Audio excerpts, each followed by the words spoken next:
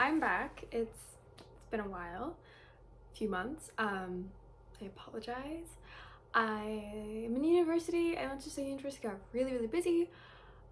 As always, anyone who has been in university probably understands that February through April are probably the busiest months you will have because of midterms and projects, etc. I'm still using my phone, so I'm gonna try to look at the camera here, but if I'm looking over here, which is the screen for me, I'm sorry. I'm sitting in a different spot today because I thought I wanted like a different background. It's my closet. I don't know, we're trying something new. But yeah, welcome. This is going to be what I read in February, March, and April of 2023. Now you might be like, Jane, that's gonna be a lot of books. Honestly, for how much some of my single month videos have been, not that much. And also, I was trying to grab the books on my shelf, the ones I read, like physical books this time. I think there's only 5 for 3 whole months. Like, there's not very many. I didn't count. Well, I did do lots of rereads, which I've already spoken about on this channel before, so I'm not gonna, I'm not gonna be like, oh, I read this book. It's like, I'm gonna mention them, but I'm not gonna give a whole review again. Makes sense? Makes sense. Anyways, I think I got this started with February 2023. I was reading, I finished Bitter Blue by Kristin Cashore. This is the 3rd book in the Graceling series. This follows Bitter Blue after the events of Graceling.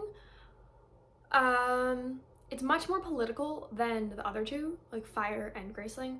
Fire and Graceling more war-based and more what the main character's skills or graces are, versus how Bitter Blue is much more about how Bitter Blue becoming a queen and associating with all of these new things that are happening. It's still fantasy, obviously, because it takes place in the same world as Fire and Graceling, and it's 563 pages, and I ranked it about 3.75 stars, purely because I read it before, or tried reading it when I was younger. I didn't like it because it was too political for me. I used to hate reading anything that wasn't pure fantasy, battle, magic, intensity. Then I picked it up and I still enjoyed it. It wouldn't be my favorite read, but it wasn't awful. And I would also say there's also kind of a mystery element to it, which I really much enjoyed, and I think other people would as well. Oh, the next book I finished. Oh, this was so weird. A Dark and Hollow Star by Ashley Shutterworth, I think her name is. There is a second book, which I am gonna read. I just need to have time to read it. I have like a million books on the go at the moment, so we don't know what that's gonna be. I gave it 3 stars purely because the ending made me mad.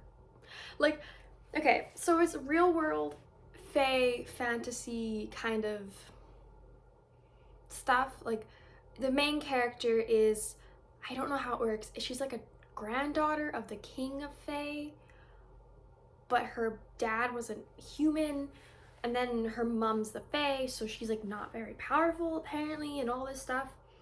I'm going to spoil the ending.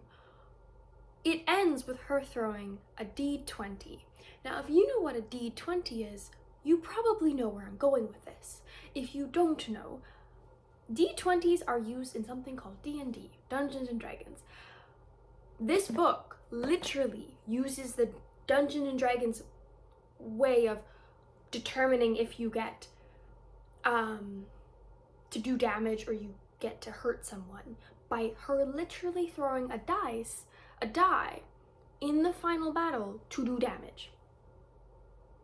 I am not joking. I wish I was. It was really weird, random.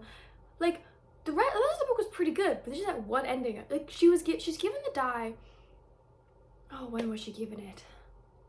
Somewhat earlier in the book, but at the very end she uses it, and I'm just like, I remember texting my boyfriend because my boyfriend plays D&D, and I was like, you have to see what I just read. Like, this is literally what I just read, and he was laughing because you don't expect it to be in a book. It was really random, kind of made me mad. Will I read the second? Probably. So if you didn't notice, it's fantasy. But there's not just fantasy. There's angels, there's fae, there's, I think, werewolves, demons, it's kind of everything. As well as, I like to put this in when there is representation. There's LGBTQ plus representation in this book. if I'm remembering correctly, but I'm pretty sure there is. And it's 512 pages, so it's a decently long read, and getting to the end of that was annoying, super annoying. But yeah, moving on. I reread, but instead of rereading, I've gotten into audiobooks.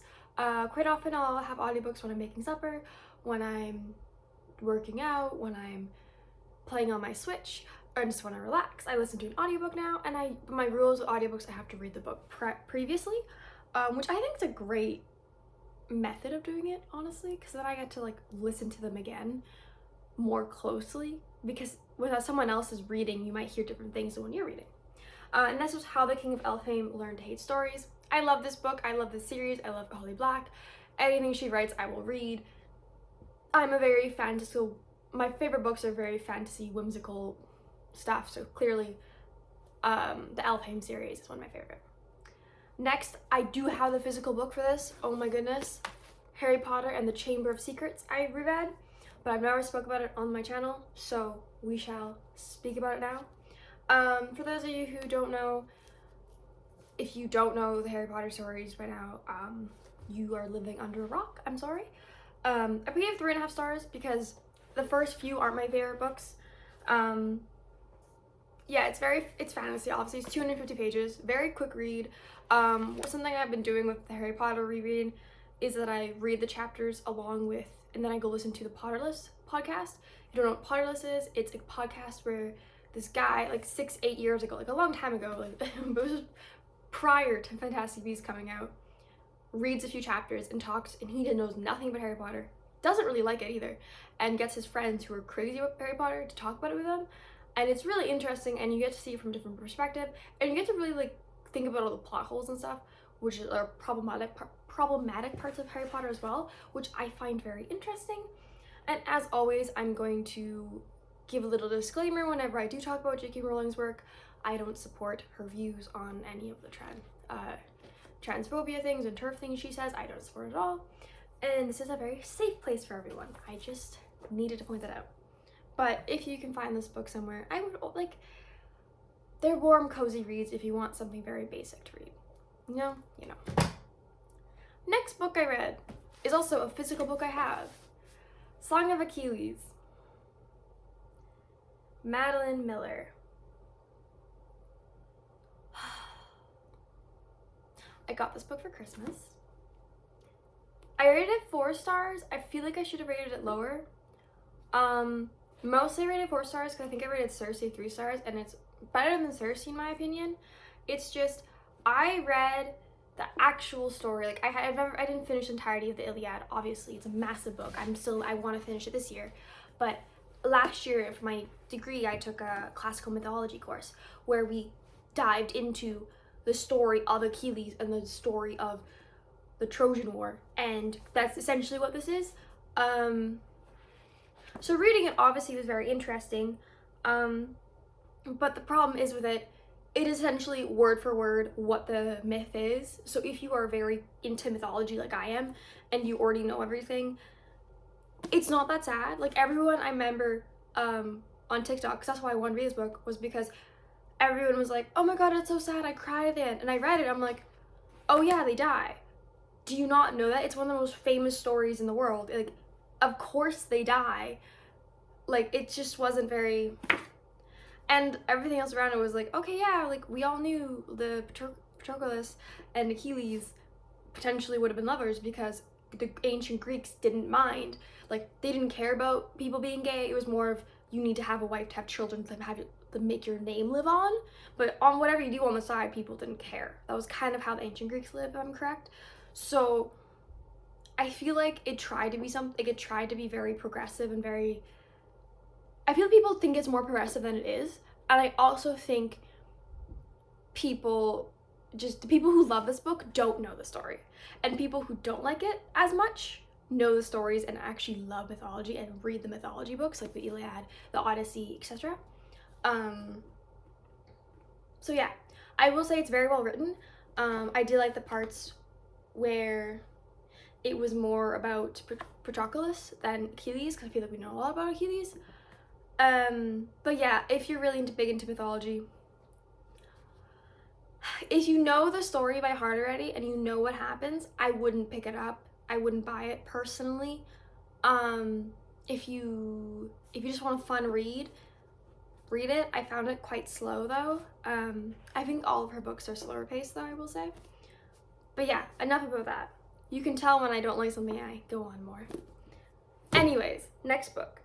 A Midsummer Night's Dream. I don't have this. I read this on my Kobo. For school, I need to read The Midsummer Night's Dream. If you like, it's kind of a weird comedic Shakespeare fantasy. It's one of his few, I think it's one of his few or only non-realistic plays he has. So I would recommend just for that alone. I love the characters in it. So yeah, have some hot chocolate 'cause I'm cold. Okay, next one I also have. This one I liked more. This was I actually didn't mind that much. I give this one also 4 stars, but for different reasons than Achilles. This is called Galatea by Madeline Miller. I also got this for Christmas. It's a short story, as you can tell. It's very, very short. It's about Galatea, obviously. Same type of thing as the Song of Achilles, except I didn't know Galatea very well. Like I definitely read about it. I think I read parts of it in like a lot. Like I don't remember how. I read a lot of information and listened to a lot of podcasts about mythology last year, and I'm slowly getting back into it again. So I know bits and pieces of a lot of different things at the moment, but I didn't know much about her. It's very, very dark though. Like the cover makes it look very pretty, very, I don't want to say not dark, but you don't think it's going to be dark. I will say there would be some, I think there's some trigger warnings. I think if I'm remembering correctly, I think there's like lots of abuse. And she's kind of just not in a very good place. If you don't know the story of Galatea, she's originally a statue, and her sculpture, the person who made her brings her to life, I forget how, and marries her. But then he obviously controlled her because he's the creator. Think Pinocchio, but darker. Yeah. But it was very good. Again, it's more fantasy, it's mythology, ancient Greece, so yeah. Don't know. If you haven't noticed, mythology is kind of my jam. Okay, next one I read, I read a lot of books in February that are physical, which makes me happy. I wanted something light because I read that, and a lot of the books I'm looking at my list are very dark, and like I think I almost cried in some of them. Calvin and Hobbes. I have another one, which I'll probably read shortly too, because Calvin and Hobbes are just fun. I don't know what to say. If you don't like Calvin and Hobbes, I'm sorry. I gave it 4 stars. It's only 127 pages. It's super fun. If you haven't read a Calvin and Hobbes comic book, just do it. It's about this like little kid whose best friend is the tiger. Who's Hobbes. Hobbes is the tiger, Calvin's the kid. But Hobbes is actually a stuffed animal, but he acts like he's a real person, and it's just their adventures and how they get into trouble, and it's really, really cute, really, really fun, and I would really recommend. I've loved Calvin Hobbes. My dad got me into it when I was younger, so obviously still have them. Okay, The Ballad of Never After by Stephanie Garber was the next one I read, which was on Kobo. Oh, Stephanie Garber. I love her books.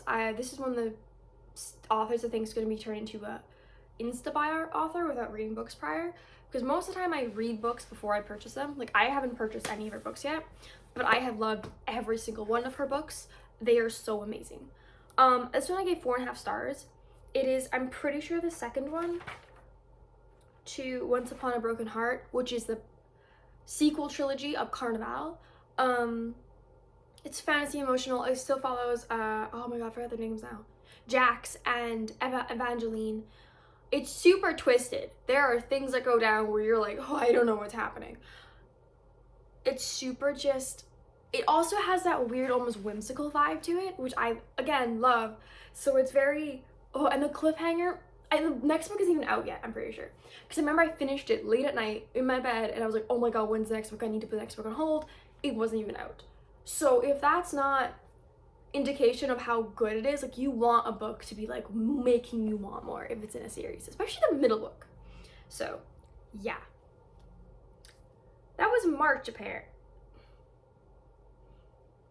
I wrote things down wonky and I don't know. Okay, so for whatever reason I have March and April down backwards. I think I meant to put the one, I read one book in March, I think is what I'm just trying to put. If not, well, I mix up the dates. The Bone Witch by Rin Shipoko? I can't say her name, I'm really sorry. 3.25 stars, fantasy, dark, pretty slow, and 425 pages. I actually really like this one. The reason I gave it such a low rating was because I was reading Kobo last year, and then I wasn't reading it fast enough, and then it took me a whole year to actually be able to finish it. It was very good. I like the characters. It's about this girl who, when she pretty much, this part isn't a spoiler. Well, it might be slightly, but you learn about it in the first few chapters. She's a bone witch, which means she's like dark Asha. Dark Asha in this world are like dark witches who can do dark magic, like Bright Eyes of the Dead, and she finds out because they all wear heart glasses, and the heart glasses can change colors, and if you're a dark Asha, they usually turn black from my understanding at the beginning, and she also accidentally raises her dead brother. So, only dark Asha can do that. She's taken away to live in a place called the Willows with other Asha, because she's she's the only other dark Asha alive at the moment, and the other one doesn't have her heart glass, therefore she can't actually do proper magic, I think. A lot of stuff goes down. It's very interesting. I prefer the second book, the best out of the series, which I'll get into later, but yeah, would recommend it. Oh, and then the next book I read, I'm challenging myself to do this year. I don't know if I can. I want to read every single, because I'm letting my, how do I put this? How do I put this? I'm letting my childhood self run rampant this year. And I used to read Dromino Stilton books, specifically more Thea Stilton. Like I've owned a lot of Thea Stilton books, and I still kind of want to get the rest because I love them and I think they're amazing, and if I ever have children, they will read them too because they're amazing books. So I'm trying to read every single Dromino Stilton, Thea Stilton, and Creepavilla von, what's her name? Creepavella books this year. That's like easily over 100 books though, so I don't know if I'll be able to finish them, but I want to read as many as I can. So I started with the Cave Mice ones, which is relatively new. Like, it wasn't a series when I was in school. The Stone of Fire.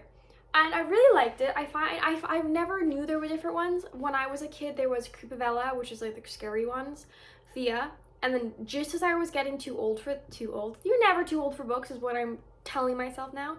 Read what you want to read. If it's a kid book, if it's a middle grade, if it's high, it's adult, young adult. As long as you're not too young, you can read whatever you want. There was Thea Stilton, Dromino, Creepavella, and then as I was getting older, there was only Thea Stilton books without the Dromino Stilton like label. As I was getting older, there was those ones. So yeah, I liked it. It's fun. It was always a quick read. They're like only 120 pages each, so you know, let yourself be free, have fun. That's what I'm telling myself. Okay. Next book was Song of Wraiths and Ruin by Roseanne A. Brown. 3.75 stars. It was a little confusing. I don't know if that was just because of how I was reading it in chunks. It was fantasy. It was quite dark. It was 460 pages. This book is about two characters. You get 2 point of views. One is the daughter of an empress. I'm pretty sure it was empress. I don't think it was queen. I think it was empress. Of this kingdom, and she's set to take the throne, and she doesn't want to like marry anyone. And then it's right around this time there's this big how do I put it, competition, I guess, to be like, I don't know, they like next champion. I don't know, it's a thing. And the gods each choose a victor to send, I don't know. And the other character is this guy who isn't actually from the country, and I'm pretty sure the citizens of the country wouldn't like him. It's him and his older sister and younger sister. His younger sister gets taken by this spirit of sorts. I forgot the actual terminology, I'm sorry. And yeah, and he has to go into this competition to try to free her. It's a bunch of stuff. It was a little confusing. It was a very good story though. I like the characters, so there's that. I would recommend it. I mean, do what you gotta do. But yeah. Next book I read was The Lost Treasure of the Emerald Eye, which is the very first Geronimo Stilton book. Like, not the Cave Mice, not Space Mice, not the very first one. And I liked it a lot. I just need to put that out there. Okay, the next one I read was The Heart Forager, also by Rin Chupeco. It's the second book of the Bone Witch series. This one I really enjoyed. It was 4 stars, dark, fantasy, 528 pages. You just get to know more of the characters. I find the characters, there's a lot more, the stakes are higher, you know more about the characters, and everyone is it's just more intense, I think, is the best way to put it. I don't know, I can't say anything about spoiling the first one. That's the only issue with that. Okay. Oh, the next one I read was something I saw off TikTok. It was a poetry book, because I want to read more poetry. I'm trying to broaden my horizons this year instead of just reading fantasy. I think I'm reading a bit more not fantasy, but to be determined. Called Milk and Honey by Ropi Kaur, I think how you say their name. 4.25 stars. It was poetry, like I said. It's very, very dark. I don't mean dark as in like dark humor or anything.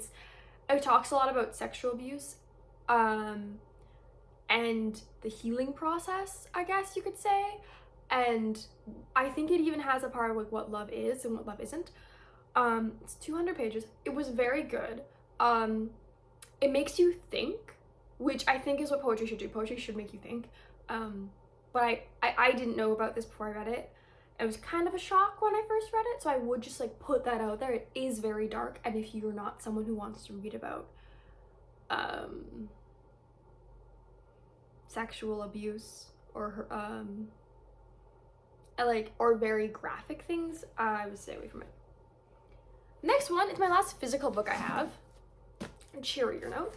The Bone Crier's Moon. I have had this book forever, and I just read it this month, or whatever month that was. Yeah. I really liked it. It was good.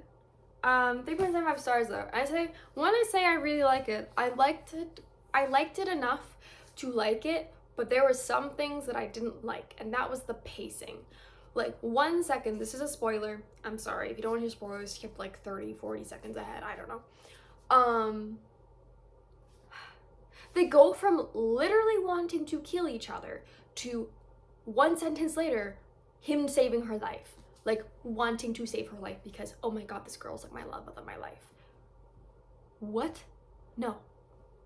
It's lots of twists and turns. I think there's a second one. I don't know how the second one would go. It was decent. It's fantasy, as you can probably tell. 408 pages. It was good, like I said. I find things were rushed at parts though. It was very rushed, or I felt like the author was trying to make things be like enemies to lovers, like really fast instead of like making a slow burn, and is almost very awkward at points because of it. But yeah, it was a good book still, and it is a pretty quick read, so I would recommend it. That was my points. The next one was this one is The Dragon's Promise by Elizabeth Lim, which is the second book in the Six of Crayons duology. I think it's a duology. 4 stars. It's very interesting. It is more fantasy. I really like it because I think it's not like, I don't know, it was just very good. It had lots of like demons in it and the dragons. The ending was a bit fuzzy for me, but I find I usually just forget endings in general though. 496 pages. I have nothing to say. It was a very good book, and I would recommend it to anyone who wants to read the series. I really like the paper bird named Kiki. She is so funny, and I think it's one of my favorite characters, a literal paper bird. But yeah. Then I reread 3 books from Blood and Ash. The Raven Boys in audio format, because audiobook is so fun, and Kingdom of Flesh and Fire, because I actually reread from Blood and Ash because I was doing a readathon for William, and one of their prompts was read a book on the top shelf. I only have 4 books on my top shelf, which is from the Blood and Ash series. I started reading one, and then I wanted to reread the whole thing, so that's why that's there. I then read One Italian Summer by Rebecca Searle. This book. I thought it was gonna be like a cheesy love story, like a romance, like Spanish love deception, love hypothesis. That's the vibes I got, okay? And I'm sure most people got these vibes from this book. It's not. I'm gonna tell you the whole thing because it was good writing. I think I gave it much too high of a rating at the time. I don't know why I gave it 4 stars. It's probably more like 3, honestly. This girl, her mother passes away, but they're planning a trip to go to Italy. She says, I'm gonna go to Italy anyways, but she doesn't know she wants to be with her husband anymore because her mom passes away, and she's like rethinking her whole life.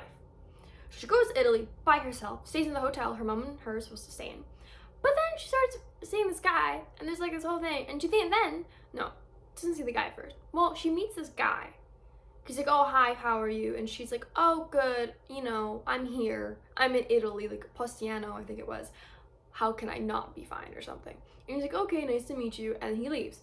And then but then she goes for a walk and she's her mom, who's the same age she is. And it's not just like one time. This is like the whole time she's in Italy. And she keeps talking to this guy. And like, I'm pretty sure they like slept together at one point. And you're like, okay, this seems like okay. No. And then at the very end of the book, her husband shows up. And she realizes. And he's like, oh, I couldn't get a hold of your phone. Your phone wasn't working. Like, they couldn't get a hold of you in your room. Maybe you got wrong with the room. No, she was transported back in time 30 years ago. So the guy who she slept with, not around anymore. Her mom was like, it just didn't make any sense to me, and it made me really upset. And then she acted like nothing happened with her husband. I'm like, you literally knew you cheated on him, and you're fine with it. It was very upsetting. I didn't like it at all. So, yeah. Then I also went and reread Crown of Gilded Bones and The War of Two Queens, because why not? Then I read Light Lark by Alex Astor, which I have seen all over TikTok, because she always promotes it, and I've heard, and there's even a movie being made of it or something. I literally wrote, okay, question mark. Like, okay, question mark. 3.5 stars. Fantasy, 416 pages. It read like a very basic fantasy book. Like, everything felt like it was pulling from other books I've previously read. Some of the characters I liked, some of them I didn't, some of them I felt were very 2D. It felt very Mary Sue-esque, but like, I like Mary Sue-esque books. Like Throne of Glass, Aelin is clearly a Mary Sue character. Like, she can just do everything. She is like the most powerful character. Like, we know this. But this character was like a pick-me almost, I felt like. And it was just kind of annoying at points, and I don't know, I think there's gonna be another book, and I'm willing to read it because I liked some of the other characters, but it was just really confusing. I didn't understand it half the time. Oh, and that's all I read. Wow, ending on because then it's all May, and it's currently May, so I cannot tell you what I read in May yet. So yeah, I am behind on my reading goal. I'm behind about 5 books and like 1,500 pages. So we're gonna hope I get better. Yeah, that was that. I hope everyone enjoyed it. It's a 30-minute video, so you don't have to watch the whole thing. Well, if you're here, you clearly did, so thank you. I'm in classes again, so I might not be filming as much. I mean, I only film once a month anyways, or I try to. I want to do maybe vlogs later for everyone, or some reading tags. Maybe in the summer when I'm more free. But yeah, I hope everyone's doing well. Tell me some what you're reading currently. Give me some book recommendations because I always need those. And yeah, I'll see you all next time. Hopefully not 3 months later. Bye.